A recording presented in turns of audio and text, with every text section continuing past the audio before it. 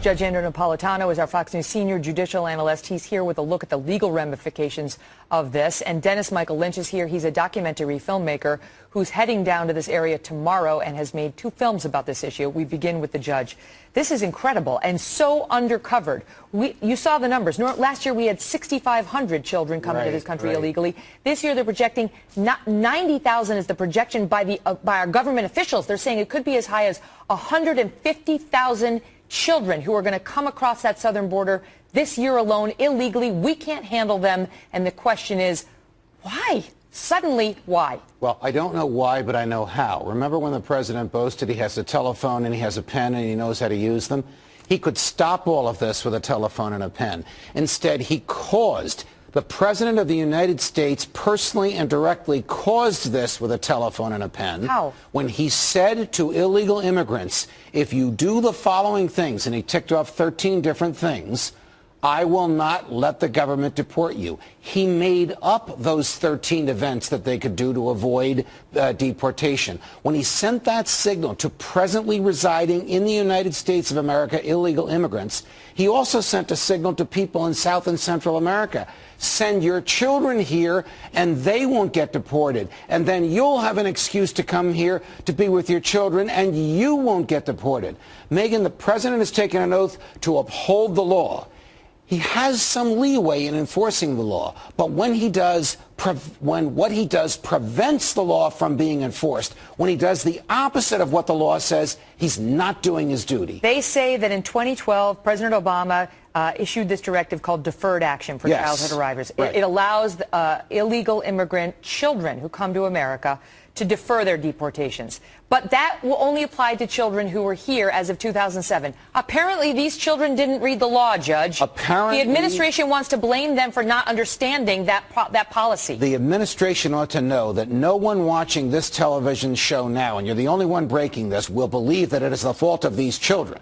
It is the fault of the federal government of the United States of America, the executive branch, which is run by President Barack Obama, for not enforcing the law. His duty is to enforce the law, and that means discouraging illegal aliens, not encouraging them. Dennis, you have been, in your defense, sounding the alarm. We just had you on a few weeks ago, and you said that the Southern Border Patrol was overwhelmed, that they weren't going to be able to, they were going to collapse, given the influx of children in particular. And now we have the pictures, which were leaked. They were leaked, and now the Border Patrol has been told, don't take your phones, no more pictures. They're trying to shut them up.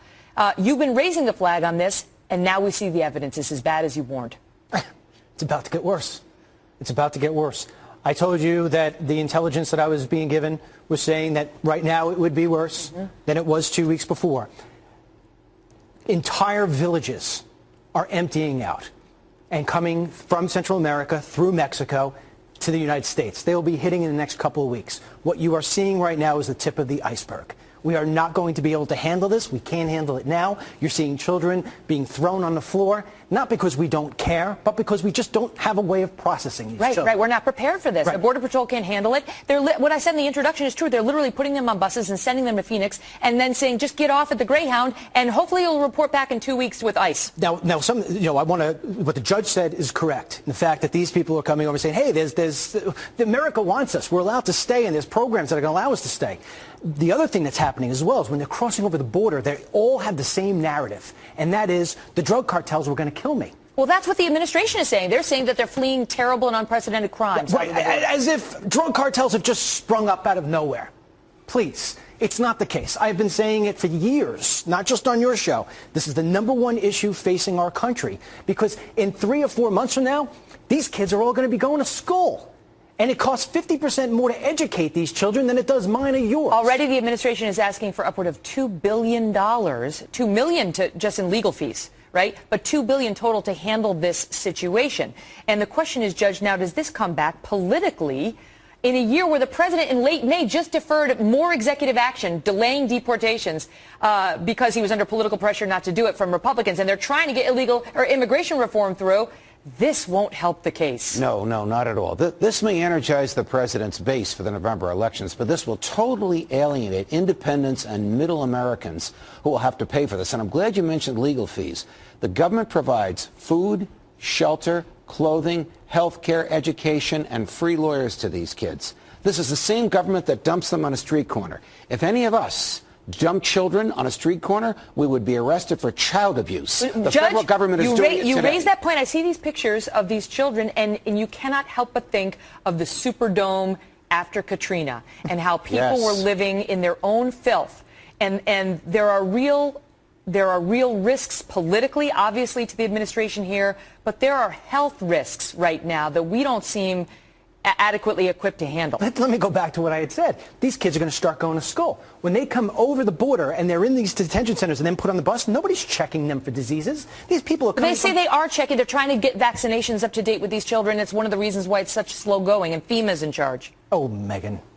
That's what they say. Megan, I'm going down there tomorrow, and I'll confirm what I'm about to tell you right now. The Border Patrol agents, the ones who I speak to, are just, they don't know what to do anymore because they want to protect America. At the same point as they see these kids laying on the ground, they are at a loss for words. Here's the thing you're not thinking of. We're talking about the pictures that you see.